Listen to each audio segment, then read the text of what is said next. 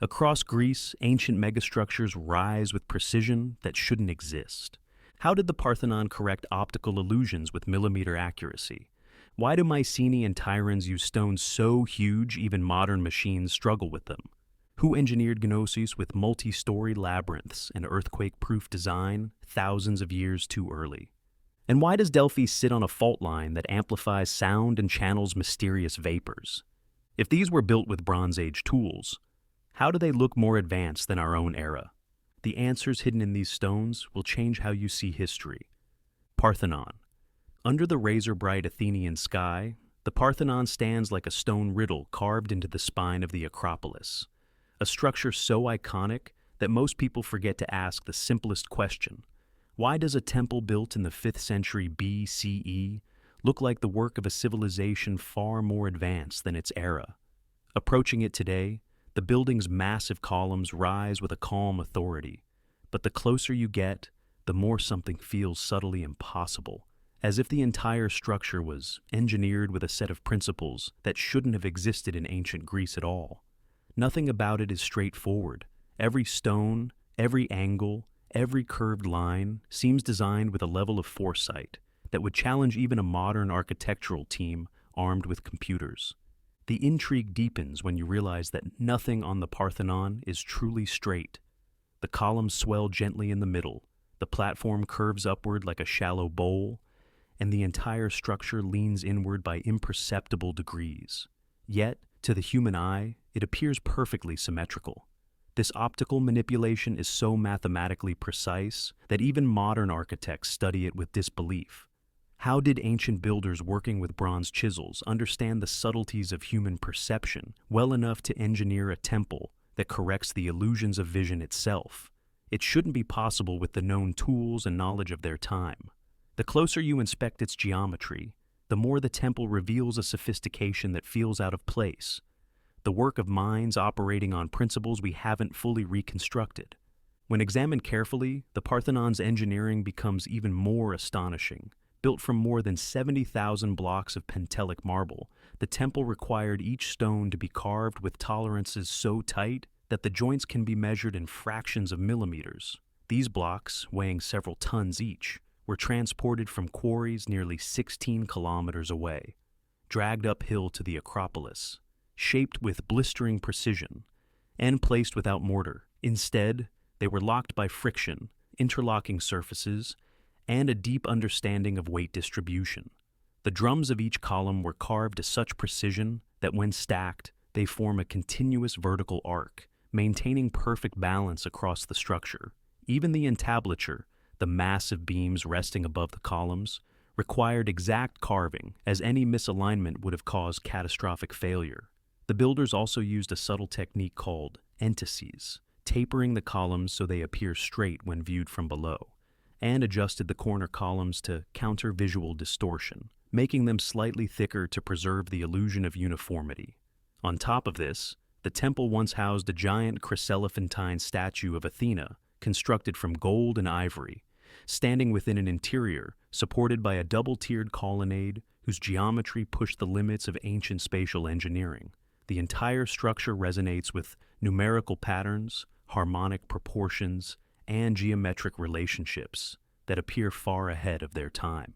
Even the surviving fragments of its sculptural program reveal astonishing craftsmanship, with lifelike anatomy carved from marble on a scale modern tools would struggle to replicate.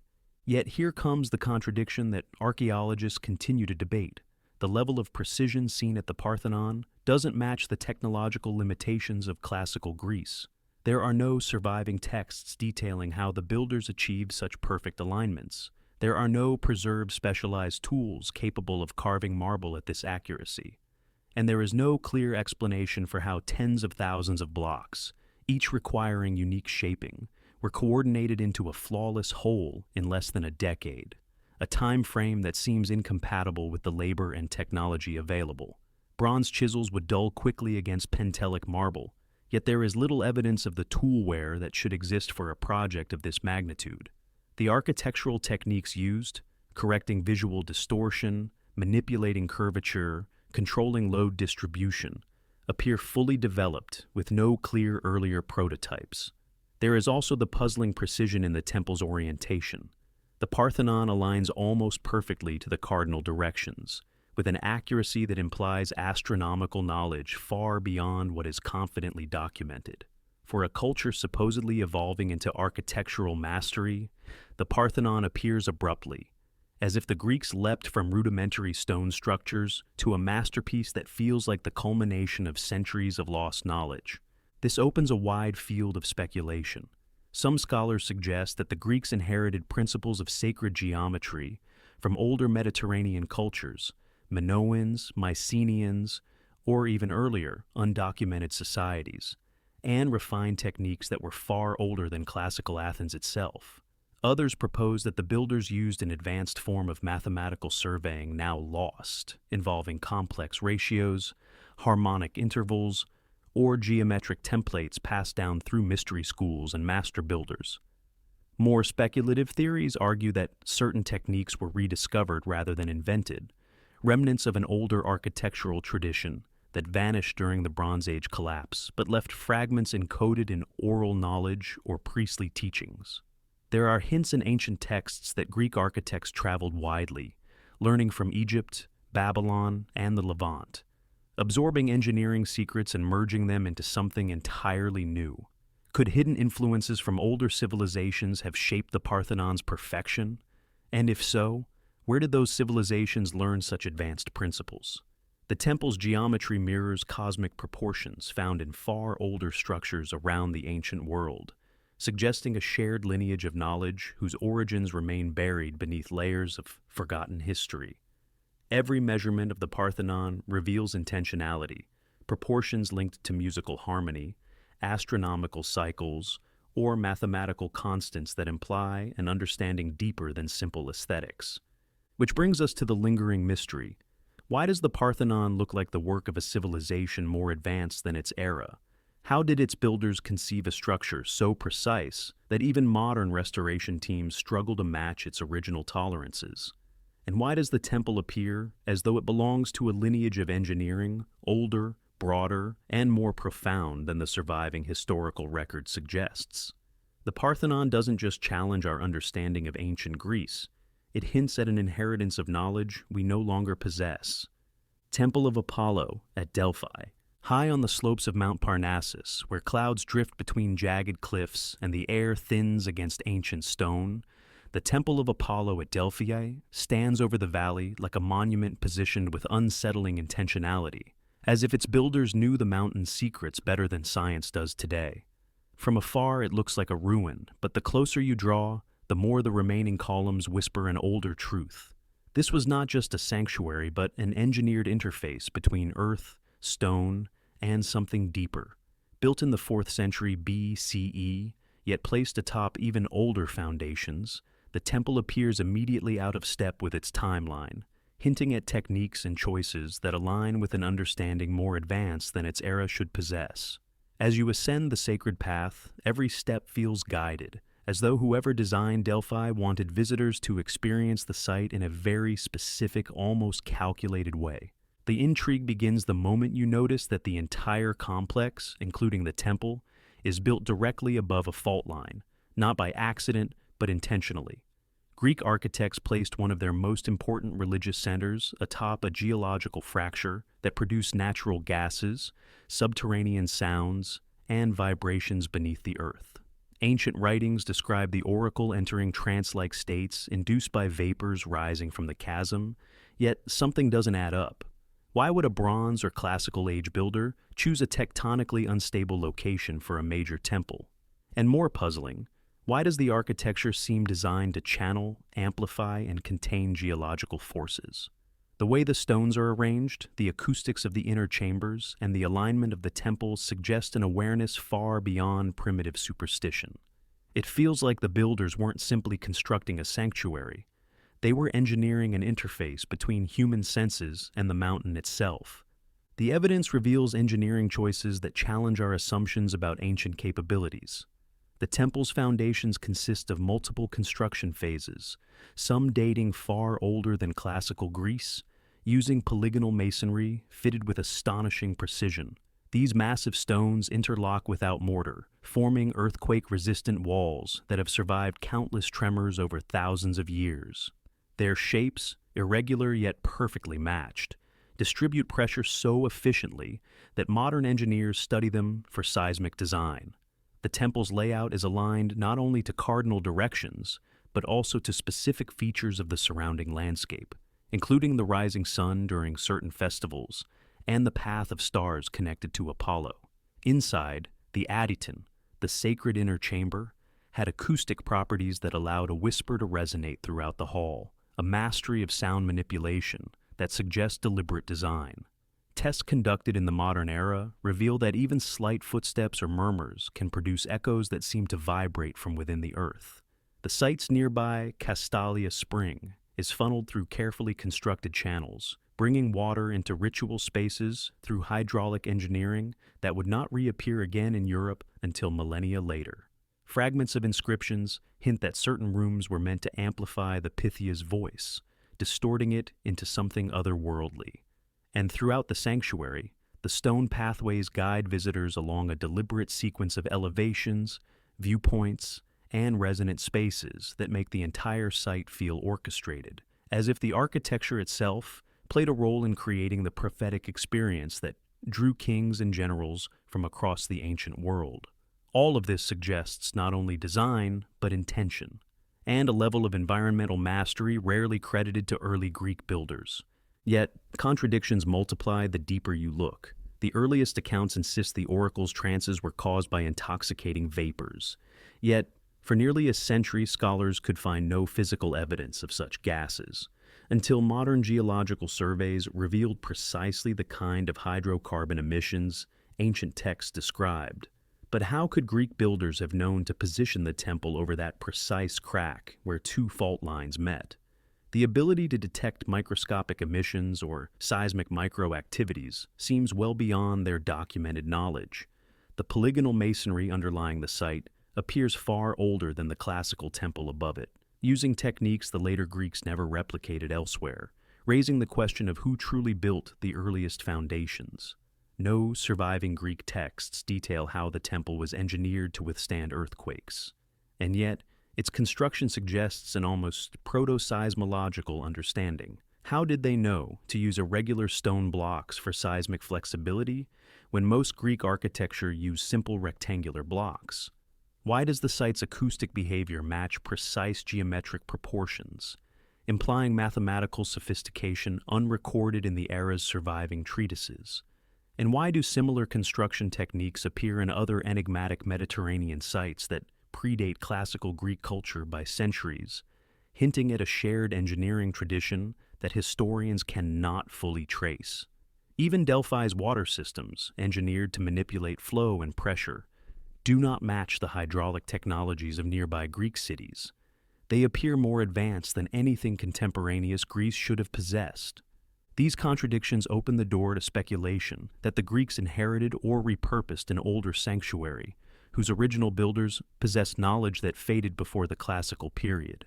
Some researchers propose that the Mycenaeans or pre-Mycenaean cultures began the earliest construction, guided by traditions that connected geology, astronomy, and architecture into a unified discipline. Others suggest that priestly families preserved techniques of geomancy, using Earth's natural features, fault lines, acoustic chambers, and magnetic anomalies to create sacred experiences. There are philosophical references in ancient texts that hint at a lost trade of wise builders who understood the spiritual and physical behaviors of landscapes, implying a lineage of knowledge older than Greece itself. Archaeologists have also noted similarities between Delphi's polygonal masonry and structures in far older civilizations nearby, the Hittites, Minoans, and even sites in the Levant. Could these connections point to a forgotten cultural network sharing engineering ideas long before the Greeks rose to prominence? More speculative still, some fringe theories suggest that Delphi's earliest temple may have been part of a prehistoric knowledge system that linked natural energy points across the Mediterranean, encoded in architecture that manipulated sound, pressure, and atmospheric effects. Whether metaphorical or literal, these ideas reflect a recurring theme: Delphi seems less like a temple invented in the classical age and more like the culmination of a deeper, older pattern of advanced construction. And so, the open-ended mystery remains. How did the builders of Delphi, whether Greek or from an earlier civilization, manage to engineer a temple that interacts so precisely with geology, acoustics, and landscape? What knowledge allowed them to choose a site that aligns with both Earth's movements and the heavens above? And why does the Temple of Apollo feel like the product of a culture whose scientific insight surpasses anything recorded from its era? Delphi stands not just as a sanctuary of prophecy, but as enduring evidence that someone in ancient Greece understood the Earth far better than history admits. Mycenae's Cyclopean walls. Rising above the sun-baked hills of the Argolid, the citadel of Mycenae casts a shadow that feels far older than the age of heroes, its colossal stone walls gripping the landscape like the remnants of a prehistoric fortress. The moment you approach the Lion Gate, the question becomes impossible to ignore. How did a Bronze Age culture create fortifications that look as if they were assembled by beings far stronger, far more advanced, and far more ancient than the Mycenaeans themselves? Every block that forms these walls is a boulder, some weighing tens of tons, placed with a confidence and precision that defy the crude limitations of the era. Nothing about the site suggests experimentation or gradual development. Instead, Mycenae's defenses appear fully realized, as if inherited from a lineage of engineering the historical record no longer remembers. The intrigue begins with the name the Greeks themselves gave these walls: Cyclopean. They didn't believe humans built them. They attributed them to the Cyclopes, mythic one-eyed giants, because no ordinary mortals, especially not Bronze Age laborers with stone hammers, should have been able to lift, maneuver, and position such enormous blocks. The ancient storytellers weren't merely being poetic.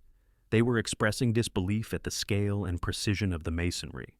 Even today, archaeologists and architects admit that the size of the stones alone presents logistical challenges far beyond what the Mycenaean toolkit should allow. Why did they choose boulders instead of smaller, workable stones? And more importantly, how did they quarry and transport them? The more you look, the more the walls appear like a relic from a different epoch, woven into the Mycenaean citadel like an inherited technology. The evidence is staggering. The walls consist of massive limestone blocks fitted together without mortar, their irregular shapes interlocking so tightly that even centuries of earthquakes have failed to dislodge them. Each block was placed deliberately, with surfaces carved to nest into the neighboring stone like puzzle pieces. Some boulders weigh more than 50 tons, a mass that modern cranes would approach cautiously. Yet, Bronze Age engineers moved them across rugged terrain and up steep inclines. The Lion Gate itself features a relieving triangle, an architectural solution to redirect weight, filled with a sculpted slab that weighs around 20 tons. Beneath the citadel, a subterranean staircase descends deep into the earth, its corbelled arches displaying sophisticated knowledge of weight distribution. Water channels, defensive cutouts, storage chambers, and hidden corridors weave through the fortress with a level of planning that suggests highly advanced architectural thinking. Even more intriguing is the fact that Mycenae's walls share striking similarities with other megalithic constructions across the Mediterranean: polygonal masonry at Tiryns, stone fortresses in Anatolia, and even structures in Cyprus, implying a network of engineering traditions more interconnected and advanced than typically assigned to the Bronze Age. The builders clearly understood seismic behavior, as the irregular stone shapes give flexibility to the walls, allowing them to shift without collapsing during earthquakes. The uniformity of the stone faces, despite their massive size, suggests that the builders had methods for smoothing and shaping limestone in ways more efficient and refined than the simple hammerstones usually credited to the era. Layer upon layer of construction reflects precision, planning, and mastery. But contradictions begin to surface when you compare the engineering to the tools and written evidence of the time. No detailed records exist describing how these walls were constructed, and the Mycenaeans left behind no blueprints or technical instructions. Their known tools were made of bronze, soft, easily damaged, and ill-suited for shaping multi-ton boulders. The infrastructure needed to transport such stones, sledges, rollers, lifting systems, has never been found. And the speed at which the walls appear to have been constructed conflicts with the slow, arduous process their known technologies would require. Mycenaean architecture at other sites does not feature anything approaching this scale, raising a critical question. Why does Mycenae exhibit a sudden leap in engineering ability that doesn't match the developmental timeline of the culture? Even more striking is that the earliest phases of construction appear older and more advanced than the later additions, suggesting that the original builders may not have been the same people who expanded the citadel. This inversion, older is more advanced, directly contradicts the expected progression of architectural skills. The differences in stone size, technique, and finishing imply multiple construction phases from civilizations of varying capabilities, some of which seem strangely superior to the Mycenaean craftsmanship above them. And why does the polygonal masonry resemble far older structures found across the Mediterranean, including those built by lost or poorly understood peoples? These contradictions fuel deep speculation. Some scholars argue that the earliest walls predate the Mycenaeans and may have been built by a culture destabilized or erased during the Bronze Age collapse, leaving behind only the stones as evidence.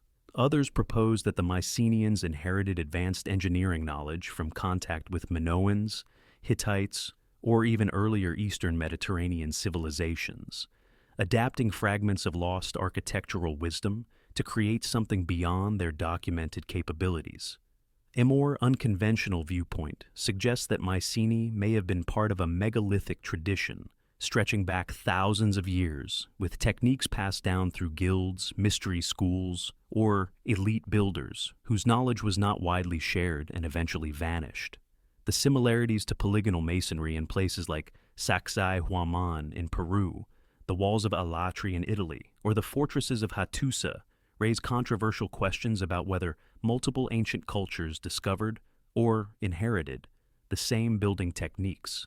Could there have been a shared blueprint for megalithic construction circulating across the ancient world long before written history began? Some even speculate that the Cyclopes myth itself may be a cultural memory of encountering ruins so massive that the Mycenaeans assumed only giants could have built them. Regardless of the interpretation, the notion persists that Mycenae's walls reflect a level of engineering insight that classical archaeology struggles to place within its timeline. And so, the open-ended mystery endures. Why do the Cyclopean walls look like the work of a civilization more advanced than their era? How did Bronze Age builders manipulate boulders weighing tens of tons with precision modern machines would respect? And what ancient knowledge, lost, inherited, or forgotten, allowed Mycenae to rise as a fortress that still overwhelms the senses thousands of years later? The stones remain, silent but immense, daring us to explain what history has not. Temple of Poseidon at Sunium. At the southern tip of Attica, where steep cliffs plunge into a restless Aegean and the horizon stretches into a perfect blue hemisphere, the Temple of Poseidon at Sunium rises like a geometric crown sculpted above the sea, a monument whose placement and precision immediately challenge the technological limits of its age. From the moment you approach the headland, it becomes clear that this temple was not simply built. It was positioned with a level of astronomical, navigational, and architectural awareness that feels startlingly advanced for the 5th century BCE. Standing on its marble terrace, the question presses itself into the wind. Why does a sanctuary built for ancient sailors possess engineering choices that seem more suited to a civilization with far deeper knowledge of astronomy, geography, and environmental forces than the historical record grants? The temple's silhouette against the sky looks deceptively simple, but every angle, alignment, and column reveals a hidden layer of intention that hints at expertise long overshadowed by myth. The intrigue begins with its placement. Unlike other Greek temples built inland or on stable plateaus, the Temple of Poseidon was perched on a cliff edge battered by storms and salty winds, a notoriously difficult location for long-term stone preservation. Yet the builders not only placed it there, they oriented it with striking precision toward specific solar events. The most puzzling alignment is the winter solstice sunrise, when the sun appears directly along the axis of the temple, illuminating the interior in a way that feels designed to merge cosmic movement with ritual practice. How did classical Greek architects achieve this level of astronomical synchronization without advanced instruments? Even more curious is the temple's function as a navigational marker. Sailors approaching from distant islands could see its gleaming marble columns long before reaching shore, a lighthouse of stone centuries before the word existed. Its combination of visibility, celestial alignment, and environmental mastery suggests knowledge that surpasses simple religious symbolism. The evidence of advanced engineering is scattered across every surviving block. The temple was constructed from Agreleza marble, quarried from a mountain miles inland, then transported over rough terrain and up to the headland's peak, a logistical challenge requiring coordination and expertise beyond typical ancient building projects. The marble itself was chosen not only for beauty, but for its high reflective quality, meaning the temple once shone brilliantly under the sun, acting as a navigational beacon. The columns exhibit the same subtle entices seen at the Parthenon, a curvature that corrects optical distortion and makes them appear perfectly straight when viewed against the vast open sea. This optical sophistication, applied in an exposed, irregular landscape, reveals a refined understanding of human vision and geometric perception. The stylobate, or platform, is slightly arched to counter sagging, ensuring the temple's silhouette remained flawless across centuries of storms. The builders used extraordinarily tight joints despite constant exposure to saltwater erosion, meaning the stone surfaces were carved with millimeter-level precision. Even more impressive are the temple's foundations, buried deep into the rocky headland, stabilized with techniques that distributed weight across uneven bedrock and resisted the lateral force of fierce coastal winds. Archaeologists have also identified channels and grooves hinting at hydraulic or drainage systems designed to manage heavy rain, limiting erosion and preserving the platform. From its orientation to its structural integrity, the temple functions like a multi-layered masterpiece, part astronomical instrument, part maritime landmark, part architectural triumph. Yet, contradictions emerge when matched against what classical Greece is known to have possessed. The astronomical accuracy of the temple's axis suggests an observational precision that would require tools far more advanced than the simple gnomons and sighting methods usually attributed to the period. There are no surviving Greek texts describing complex solstitial calculations tied to temple design, and yet Sunium's alignment is too exact to be accidental. The transportation of massive marble blocks to a coastal cliff without wheeled vehicles on steep inclines challenges the documented logistic techniques of the time. Additionally, entasis at Sunium appears more refined than at earlier temples, implying either a sudden leap in mastery without clear developmental stages or borrowed knowledge from a forgotten tradition. There's also the issue of environmental durability. Classical Greek builders typically avoided high salt, high wind zones because marble deteriorates rapidly under such conditions. Yet here, they erected an enormous marble temple in the most unforgiving location possible. Why choose a site that demanded engineering far beyond the ordinary? And why does the precision at Sunium exceed what is seen in other contemporary temples located in easier environments? Even the temple's visibility range, calculated based on curvature of the earth and elevation of the headland, implies spatial awareness more sophisticated than what Greek sailors were traditionally credited with. Every technical detail seems to sit just beyond the comfort zone of their known technological level. These contradictions fuel rich avenues of speculation. Some historians believe that Sunium marks the continuation of an older maritime tradition, perhaps inherited from long-lost Aegean seafarers, people who understood navigation, astronomy, and coastal engineering long before classical Greece. The temple's cliff-edge placement mirrors the design of ancient way stations used by Minoan navigators, suggesting that the site may have preserved older, pre-Greek functions. Others theorize that Sunium was built atop an earlier Bronze Age sanctuary, whose original purpose was tied to celestial observation and navigation, and that the classical temple merely preserved the orientation chosen by much earlier builders. The precision of the solstitial alignment, combined with the site's visibility from miles away, hints at a knowledge system that integrated temple construction with maritime routes, solar cycles, and environmental force gradients. More speculative researchers propose that the temple was part of a network of Greek sanctuaries positioned according to geometric relationships, triangles, distances, and angles that encode astronomical or geodetic knowledge. Alignments between Delphi, Sunium, and the Acropolis have been suggested to form intentional patterns, though this remains debated. Still others look to the temple's reflective marble and elevated placement as evidence of a sophisticated signal system, where sunlight bouncing off the columns created distant flashes for sailors, a theory unproven but not easily dismissed given the temple's properties. Whether rooted in practicality, spirituality, or lost science, Sunium's design suggests knowledge that borders on the extraordinary. And so, the mystery lingers like the wind that whistles through the broken colonnade. How did ancient builders create a temple so perfectly aligned to the cosmos and the sea, positioned in a location requiring engineering more advanced than their era? Why choose a cliff where one mistake could doom the entire structure? And what forgotten knowledge guided their hands as they carved, positioned, and elevated stone against the fury of the Aegean? The Temple of Poseidon stands as a silent sentinel of an ancient genius we have yet to fully understand. Palace of Knossos, hidden beneath the brilliant Cretan sun, where dry winds brush across rolling hills and olive groves, the Palace of Knossos sprawls like an ancient puzzle poured across the earth. A massive, multi-level architectural labyrinth that seems far too sophisticated for the age in which it appeared.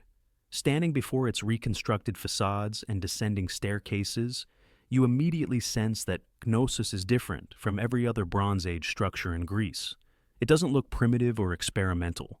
It looks deliberate, engineered, and shockingly advanced, as if its builders possessed an understanding of space, light, airflow, and structural complexity far beyond what the known timeline allows.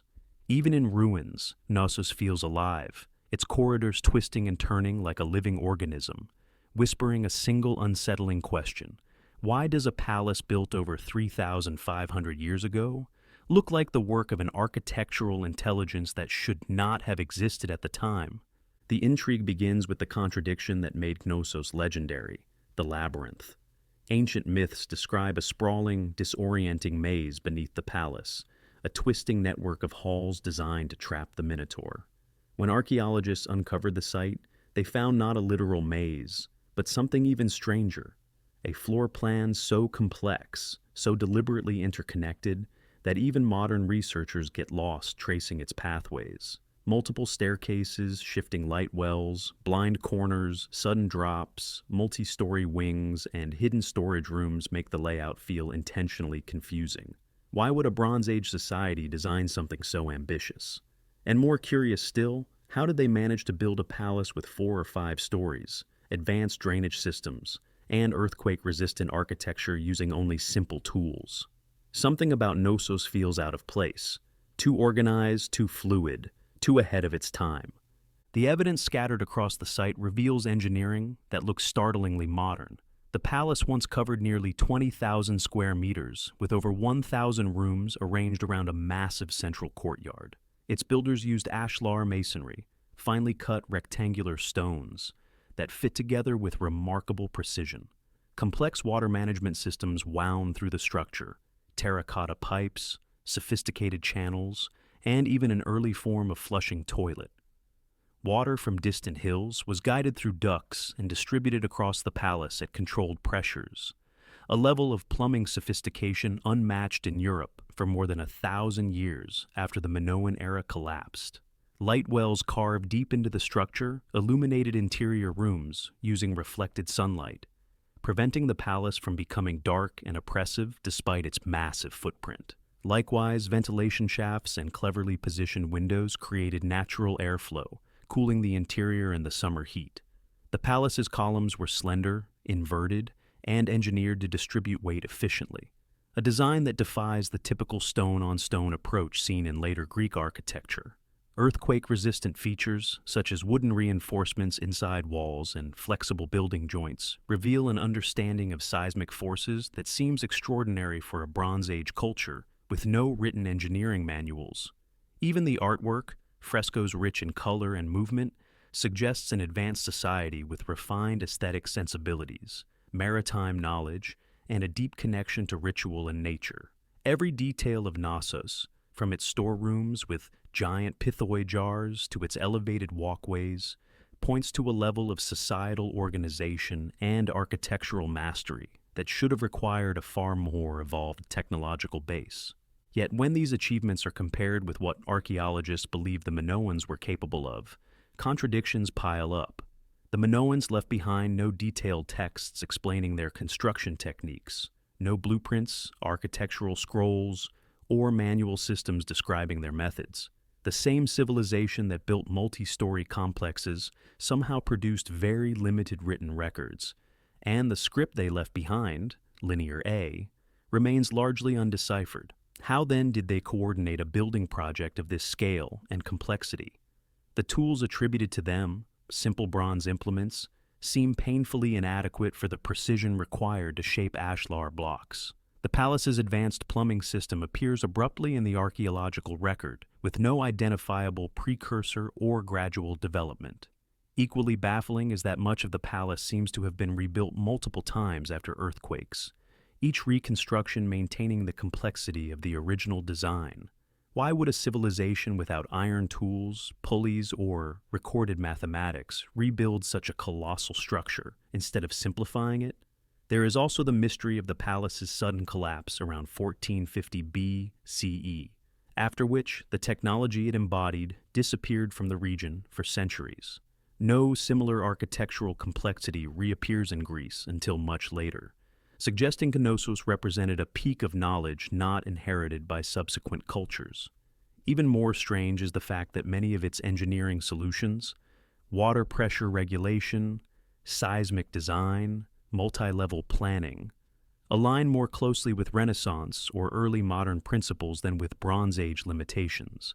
These contradictions give rise to some of the most compelling speculation surrounding the ancient Mediterranean world. Some scholars believe Knossos was the heart of a highly specialized architectural tradition preserved by elite priest engineers whose knowledge was passed down orally rather than recorded, and which vanished after a catastrophic event, such as natural disasters or invasions. Others argue the Minoans may have inherited earlier building practices from a pre-Bronze Age culture on Crete or the wider Aegean, a civilization whose remains are now scattered beneath layers of volcanic activity, earthquakes, and time. There are theories connecting Minoan engineering with Egyptian, Levantine, or even Anatolian traditions, proposing Knossos was part of a larger network of advanced maritime cultures, sharing technologies that have left behind more questions than answers. The palace's labyrinthine design has also inspired ideas that it encoded cosmological or astronomical symbolism, reflecting star paths, cycles of the moon, or ritual journeys tied to initiation rites. A more speculative perspective suggests that Knossos represents the echoes of a lost high civilization whose scientific knowledge was fragmented but not entirely erased, a culture uniquely attuned to natural forces, capable of observing seismic behavior, water flow, and solar movement with acute precision. Whether these ideas are symbolic or literal, they highlight the same unsettling truth. Knossos doesn't behave like a simple Bronze Age settlement. It behaves like the culmination of a complex, multidisciplinary engineering tradition. And so, the open mystery persists like the shadow of the Minotaur in the palace halls. How did the Minoans engineer a structure so advanced in plumbing, airflow, earthquake resistance, and spatial organization? Why does Knossos exhibit architectural sophistication that seems centuries ahead of anything else from its time? And what vanished lineage of knowledge made this labyrinth possible? The palace stands today as more than a ruin. It is a question carved into the earth, reminding us that the ancient world may have understood far more than history records. Tholos' tomb of Atreus. Set into a quiet hill outside the ancient citadel of Mycenae, the Tholos' tomb of Atreus rises not as a ruin, but as a challenge. A colossal stone chamber so perfectly shaped, so mathematically precise, that standing inside it feels like stepping into an impossible engineering accomplishment from thousands of years beyond the Bronze Age. The moment you enter its long, tapering passageway, lined with stones so massive they dwarf the human body. The first question presses in with undeniable force. How did a civilization without iron tools or advanced lifting machines construct one of the largest domes of the ancient world? The Mycenaeans are credited with the tomb's construction around 1250 BCE, but nothing else from their era comes even close to matching its scale, precision, or ambition. Before the Parthenon, before Greek temples, before the classical age, there was a structure whose sophistication seems wildly out of place in its time. The intrigue ignites the moment you step into the main chamber. A soaring, corbelled dome rises nearly 15 meters overhead, forming a space so acoustically and geometrically perfect that sound travels in clean, even waves around the circular walls. No central support column was ever used. No visible joints or mortar bind the stones. Each block, some weighing up to 120 tons, was carved and positioned with such precision that the entire chamber stands by balance alone, a feat modern engineers still study with disbelief. At the top of the structure once sat a single capstone, locking the entire dome into place, an architectural technique so elegant that it feels more like the work of a Renaissance master than a Bronze Age builder. And then there's the entrance, a monumental doorway framed by two enormous monolithic pillars, once decorated with bronze and carved reliefs, designed to impress anyone who crossed its threshold. Everything about this place feels deliberate, calculated, and far too advanced for its time.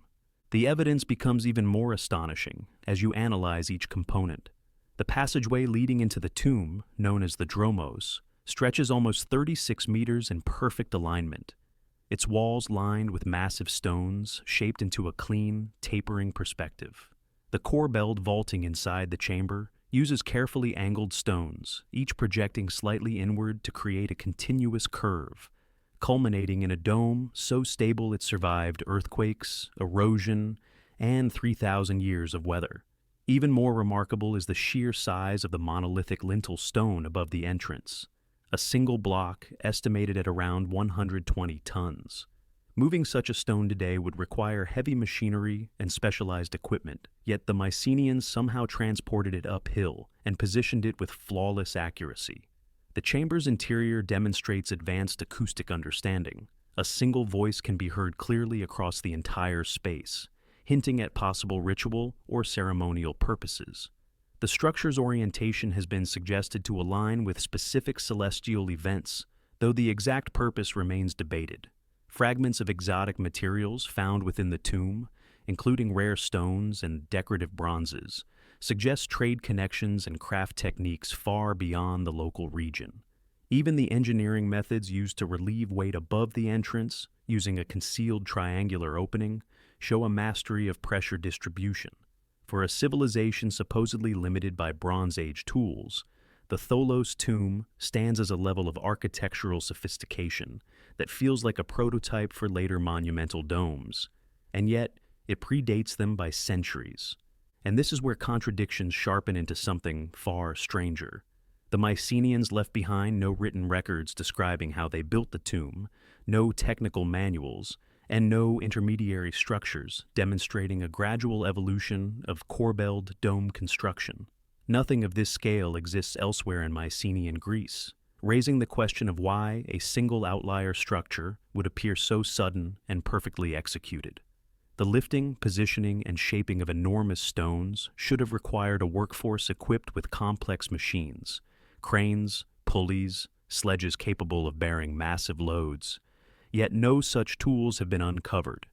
The dome's geometry implies an understanding of angle distribution, curvature, and spatial mathematics inconsistent with what is documented of the era's knowledge.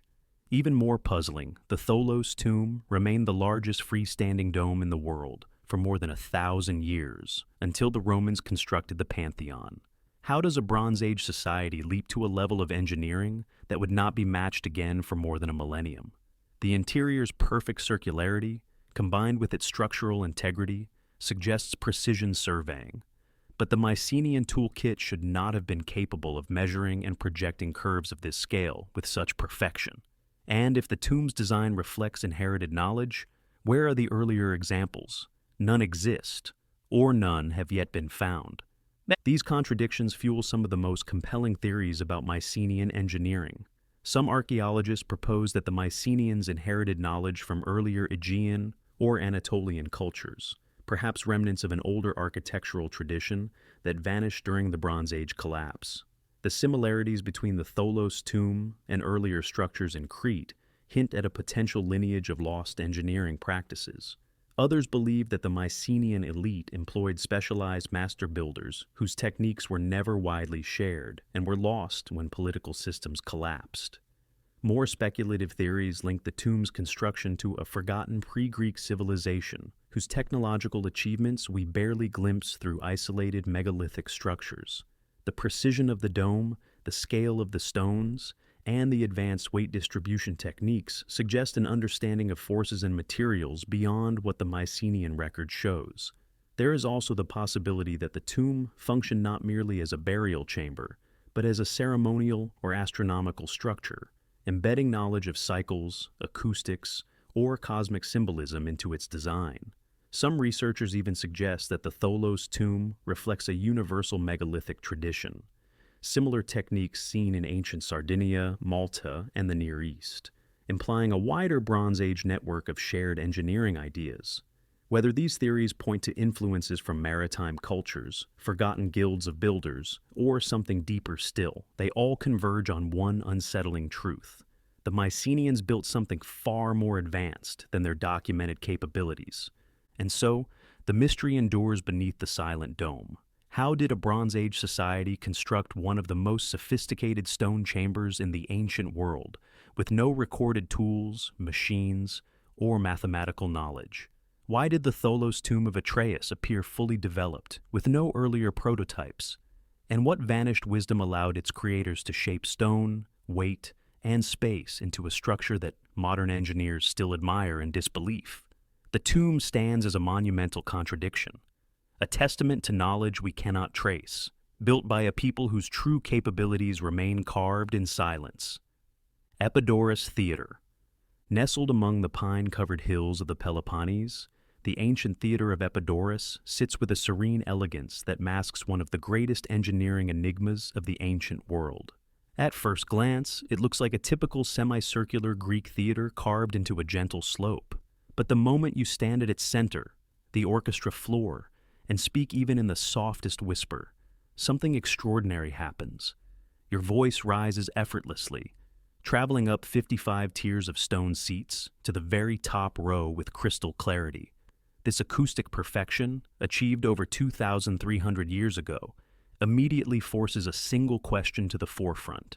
How did a civilization without modern physics, sound modeling, or acoustic engineering create a structure that performs flawlessly even by today's standards?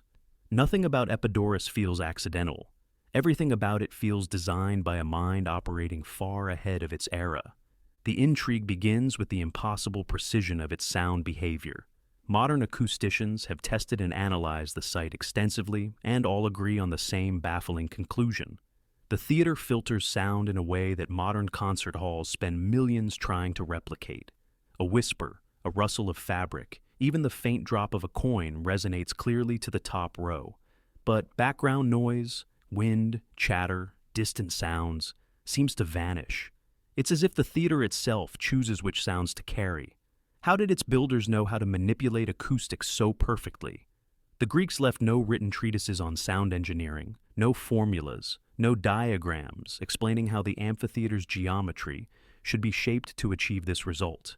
Yet Epidaurus stands as one of the greatest acoustic achievements in human history. For a Bronze or Classical Age society, such mastery of sound seems almost impossible. A glimpse into an advanced scientific tradition that history forgot to record. The evidence supporting its advanced engineering is nothing short of astonishing. The theater, built in the 4th century BCE, seats around 14,000 spectators and consists of limestone seats arranged in an almost mathematically perfect semicircle.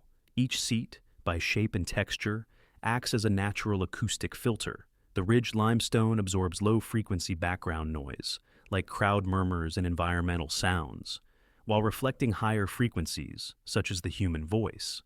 This selective filtration is something modern sound engineers only identified after advanced computational modeling.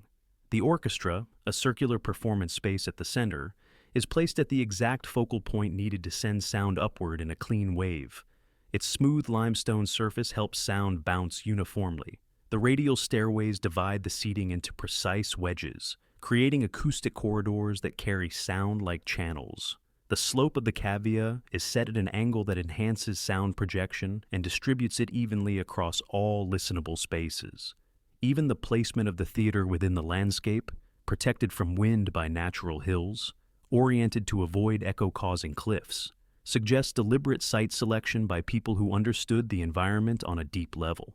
Modern recreations have shown that altering even a single row of seats distorts the acoustic perfection, implying the entire structure was meticulously designed as a unified system. Nothing about Epidaurus appears random, but when we compare these engineering achievements to what we know about the tools, knowledge, and capabilities of the time, contradictions begin to stack dramatically. The ancient Greeks possessed no known instruments for measuring sound frequency, wave behavior, or acoustic interference patterns. They lacked calculus, advanced geometry, and mathematical modeling. No other Greek theater matches the precision of Epidaurus, not even close, which raises a disturbing question. If Epidaurus was the product of gradual architectural evolution, where are its precedents?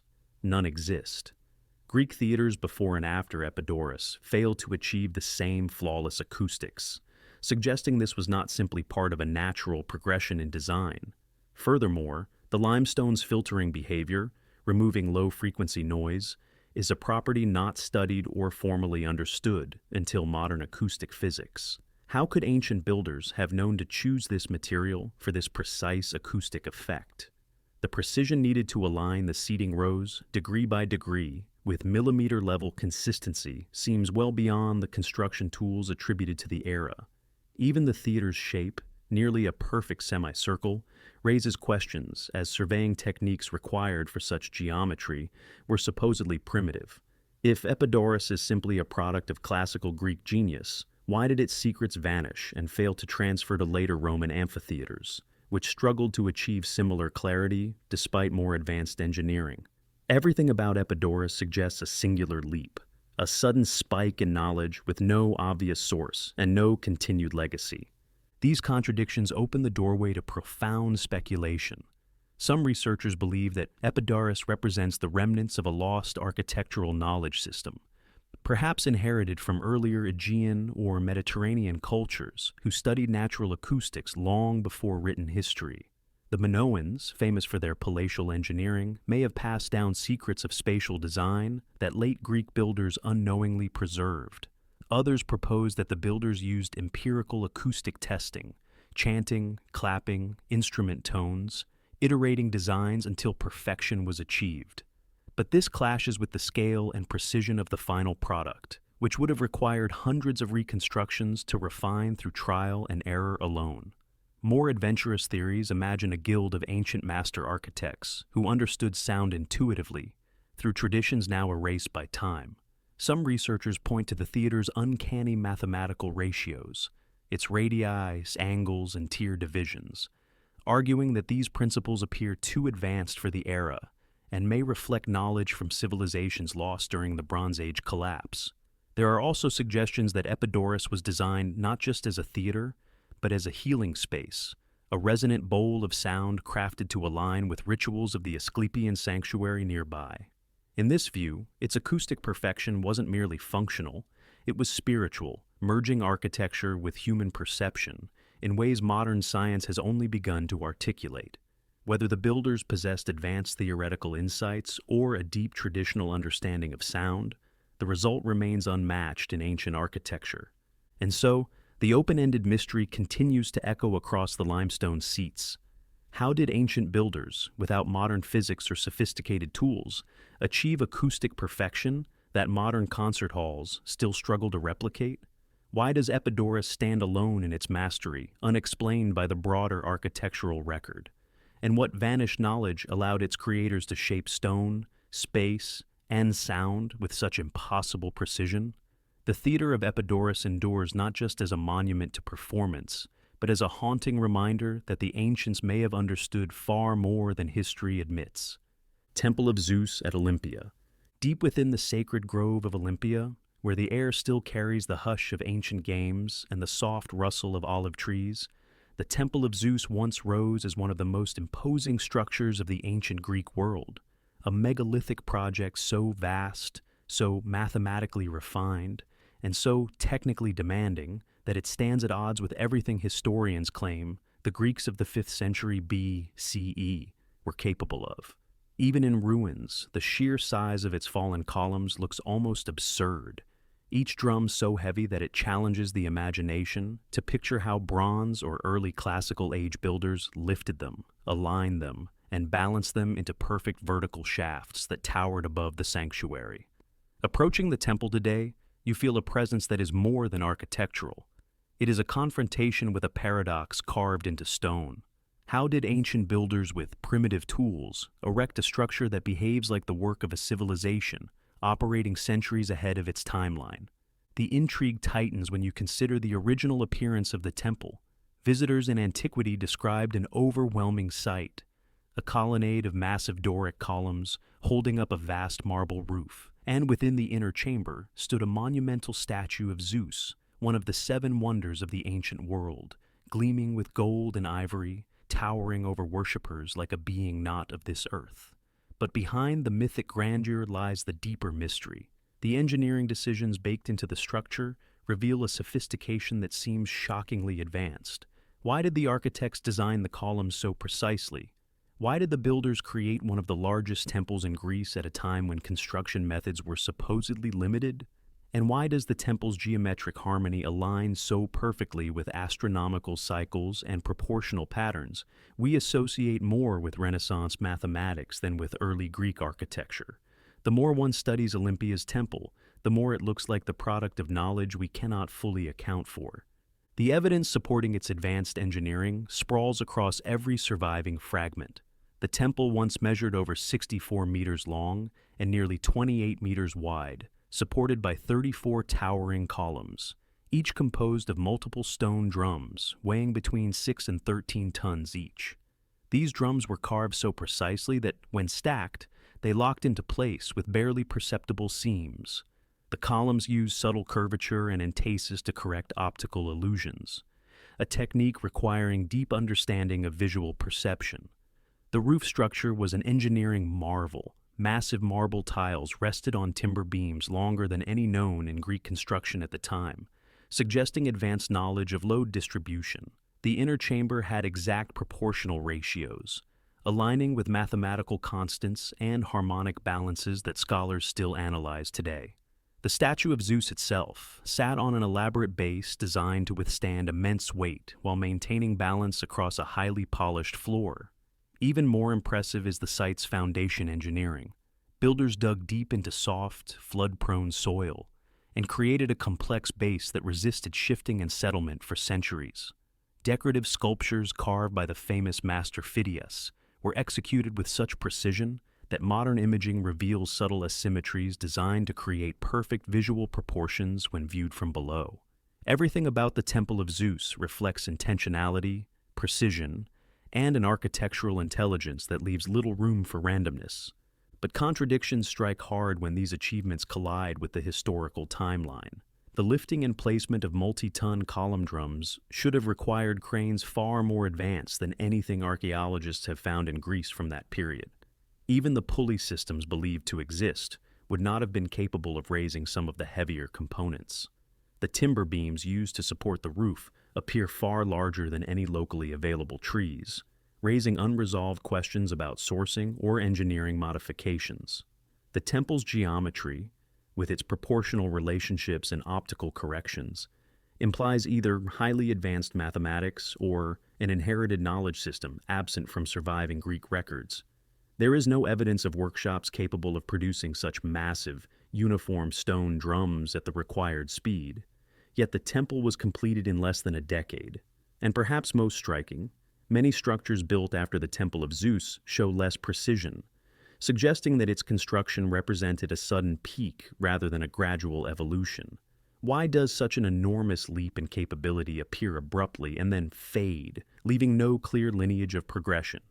Even within Olympia, no other structure matches its engineering ambition. The temple seems both anomalous and inexplicably perfect, an outlier that defies the logic of architectural development. These contradictions fuel multiple layers of speculation about the origins of its engineering. Some scholars propose that the temple was designed by an elite group of master builders whose specialized knowledge was not widely spread and vanished with political turmoil. Others believe the Greeks inherited techniques from older Mediterranean cultures, perhaps from Egyptian monumental construction, or from Bronze Age Aegean civilizations whose architectural achievements were lost during the catastrophic collapse around 1200 BCE. There is also a theory that Olympia's temple reflects remnants of a forgotten mathematical tradition, possibly linked to Pythagorean schools or earlier geomantic systems, where proportions and celestial alignments were embedded into sacred architecture. Certain researchers have pointed out that the temple's layout aligns subtly with solar patterns, suggesting that its placement and proportions served both aesthetic and astronomical purposes. More radical speculation even connects the temple to a wider megalithic tradition, spanning the ancient world, where knowledge of lifting forces, geometry, and stone manipulation circulated long before written records. Whether metaphorical or literal, these theories converge on one point. The Temple of Zeus does not behave like the product of early classical Greece. It behaves like the culmination of a deeper, older architectural intelligence. And so, the open-ended mystery rises from the scattered ruins like a question carved in stone. How did ancient builders construct one of the largest and most technically advanced temples of the Greek world, using tools that should not have allowed such precision? Why does the Temple of Zeus appear as a sudden leap in capability, unmatched even by later structures? And what vanished knowledge lies behind a monument that still commands awe long after its roof collapsed? The ruins remain silent, but their scale and perfection whisper the same unsettling truth. Someone in ancient Greece knew far more than history can explain. Delos Island ruins. In the heart of the Aegean, where light reflects off cobalt waters and the wind sweeps across a barren landscape of marble fragments, the ruins of Delos lie scattered like the ghostly remains of a civilization far older and far more advanced than the world typically associates with ancient Greece. The island, once considered the birthplace of Apollo and Artemis, was more than a religious center. It was a monumental architectural achievement built on a tiny rocky landmass with almost no natural resources. Approaching the sacred harbor, the sight of wide marble boulevards, stone-lined cisterns, colonnaded sanctuaries, and multi-story houses raises a question that hangs over the entire island like a forgotten riddle. How did a place with virtually no water, no forests, and no building stone of its own become one of the most engineered landscapes in the ancient Mediterranean? Delos should not have been possible, yet its ruins show a level of planning, sophistication, and environmental manipulation that seems bewilderingly advanced for its age. The intrigue begins when you realize just how improbable Delos was. The island is small, arid, and barren, a place that should not sustain large populations or monumental construction. Yet in antiquity, it was transformed into a cosmopolitan center filled with temples, marketplaces, theaters, merchant houses, and ritual complexes. The question deepens as you walk the marble streets. Where did all this stone come from? How did they build such enormous structures on an island with no resources of its own? Even more mysterious is the layout, a grid-like network of roads and sanctuaries so precisely arranged that they appear to follow astronomical and ritual alignments rather than simple urban convenience. Many temples face solstitial sunrises or specific star paths, suggesting a deliberate connection between the island's architecture and celestial cycles. This type of planning, integrating astronomy with urban design, is something we associate with later advanced civilizations, not an island settlement from the archaic and Hellenistic periods. Everything about Delos feels intentional, as if its builders were working from a blueprint, connected to forces larger than the island itself. The evidence across the ruins reveals engineering that seems impossible for a resource-poor island. Dozens of monumental temples were built here, each requiring thousands of tons of marble transported from Naxos, Paros, and other distant islands. The immense Terrace of the Lions, carved from Naxian marble, stands as a testament to long-distance stone logistics, far beyond what small island communities should have commanded.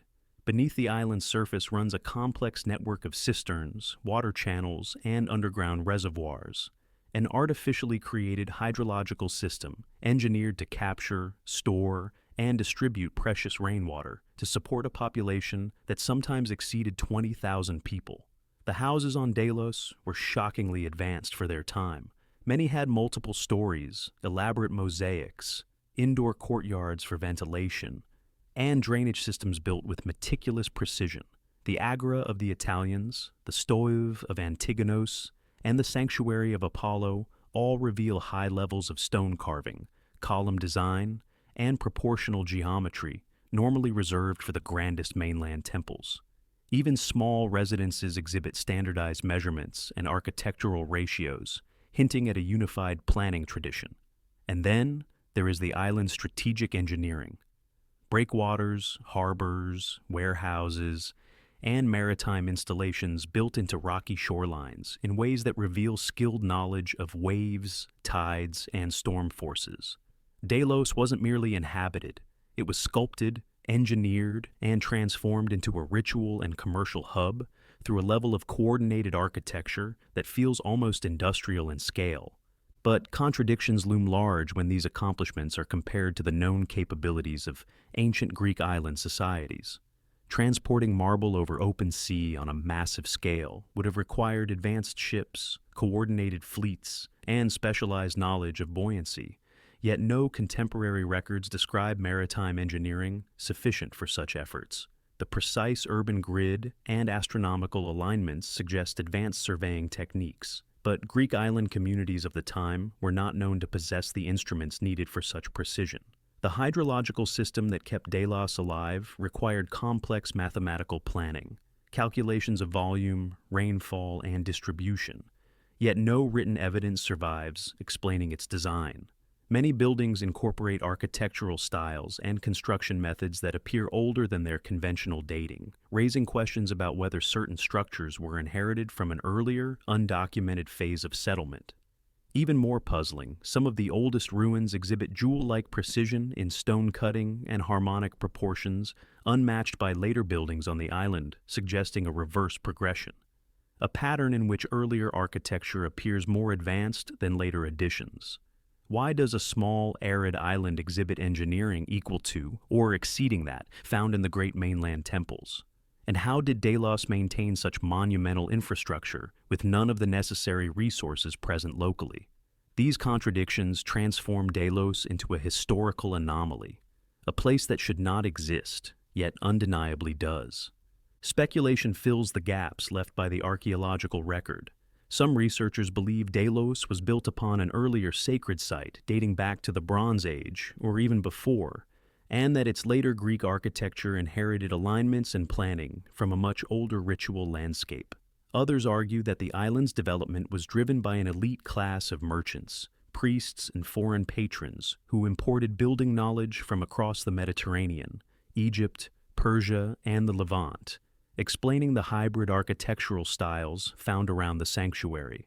There are theories suggesting that Delos was part of a religious network of sacred islands, all aligned with solar and lunar cycles, and that its builders encoded cosmic symbolism into the grid and temple orientations. A more intriguing possibility is that a forgotten Aegean maritime culture, with advanced knowledge of stone transport, hydrology, and celestial observation, left fragments of its science embedded in Delos's early foundations. Some point to the island's uncanny geometric layout, implying that Delos may have been constructed with a master plan reflecting sacred geometry or even proto-geodetic principles. The idea that Delos held knowledge passed down from a pre-Greek civilization, one with sophistication in architecture and astronomy, is not widely accepted in academia, yet the architectural anomalies keep the door open. Whether practical, ritualistic, or inherited from lost traditions, Delos feels like the culmination of knowledge deeper and older than its historical footprint. And so, the open-ended mystery rises from its sunlit ruins. How did a barren island with no natural resources become one of the most architecturally sophisticated centers in the ancient world? Why do its oldest structures appear the most precise? And why does its urban layout mirror patterns tied to the heavens? And what lost engineering traditions enabled Delos to thrive as a monumental sanctuary in a place where such ambition seems impossible? The ruins remain in silence, but their complexity whispers the same unsettling truth. Someone, long before us, understood this island far better than history records. Megalithic walls of Tiryns, rising from the flat plains of the Argolid like the fossilized remains of a prehistoric titan, the citadel of Tiryns confronts every visitor with a sight that feels violently out of place in Bronze Age Greece. Colossal walls made of boulders so massive, so irregular, and so impossibly well fitted that they appear more like the handiwork of giants than of humans. Even in antiquity, the Greeks had no explanation for them. They simply called them Cyclopean, insisting that only one-eyed giants could have moved such stones. And when you stand before the towering fortifications, stretching nearly half a kilometer in length, with blocks weighing up to 50 tons each, the same question rises immediately to the surface. How did a civilization with no iron tools, no cranes, and no advanced machinery build fortifications that seem more advanced and more ambitious than anything else in their era? The intrigue grows the deeper you enter the citadel. Tiryns isn't simply a thick wall. It's a labyrinth of architectural intelligence. Hidden chambers run inside the fortifications like arteries. Corbelled galleries twist beneath tons of stone, forming arched vaults that stretch nearly 30 meters in length. These underground passages, illuminated by narrow slits that channel natural light, look suspiciously like the interior engineering of far later civilizations. Why would Bronze Age builders create such complex, hidden structures inside their defensive walls? And more puzzling still, how did they manage to shape and maneuver stones so massive that modern cranes would struggle to position them with the same precision? Everything about Tiryns feels like a technological contradiction, as though the builders were working with knowledge unrecorded in the archaeological record. The evidence of advanced engineering is everywhere. The walls reach thicknesses of nearly 8 meters, composed of enormous limestone boulders fitted without mortar. Each piece was carefully chosen, shaped, and set into place, creating interlocking patterns that distribute weight and give the wall astonishing seismic resistance, a feature that has kept the structure standing for over 3,000 years despite Greece's active earthquake zones. The inner galleries are masterpieces of corbelled vaulting, where each layer of stone projects slightly inward, forming a stable, self-supporting arch that predates classical Greek architecture by centuries. The gateways are designed to deflect enemy attacks, turning intruders into choke points. Water systems, stairways, and floors show evidence of deliberate leveling and drainage planning. Even the layout of the citadel reveals strategic positioning, with sightlines extending over the entire valley and protective angles optimized for defensive warfare. But what truly elevates Tiryns beyond its era is the sheer logistical intelligence behind its construction. Moving stones weighing 20, 30, even 50 tons across uneven terrain would have required methods of transport and lifting far more sophisticated than wooden rollers or simple leverage. No quarries nearby show evidence of the shaping tools needed for such massive blocks. And the decision to use boulders of this scale, instead of smaller, manageable stones, suggests intentional design rather than necessity. Someone wanted Tiryns to be built this way. Yet these monumental achievements collide sharply with the historical expectations of Mycenaean engineering. There are no written records describing how Tiryns was built. No instructions, no manuals, no preserved tools beyond simple bronze chisels that could never have shaped such stones efficiently. The Mycenaeans were skilled builders, yes, but nothing else from their culture matches the scale or ambition of Tiryns' walls.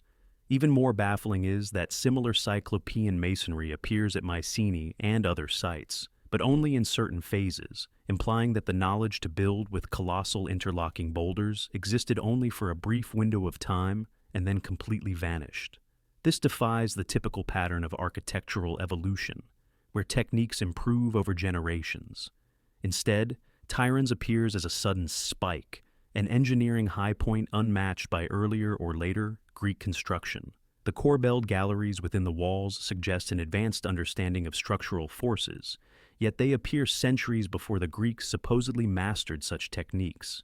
And why would a civilization struggling with the limitations of Bronze Age tools attempt a building style that required manipulating stones too heavy for their known technology?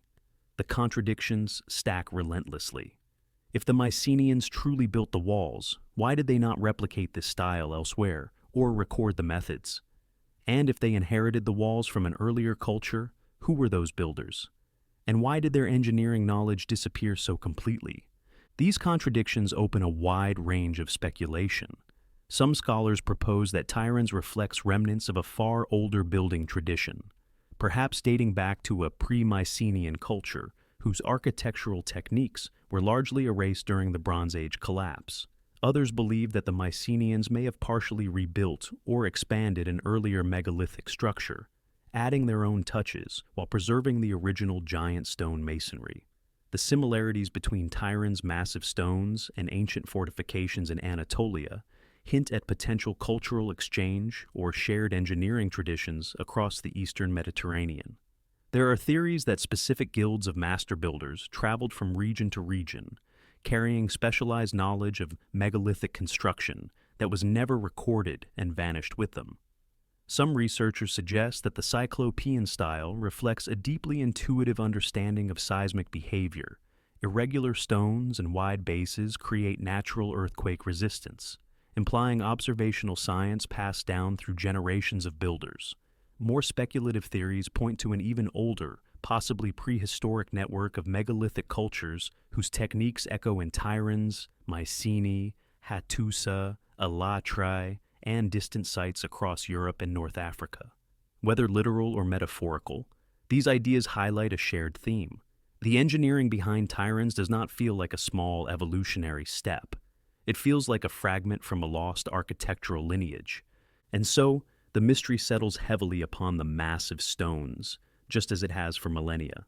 How did ancient builders move and fit boulders weighing tens of tons with methods no historian can adequately reconstruct?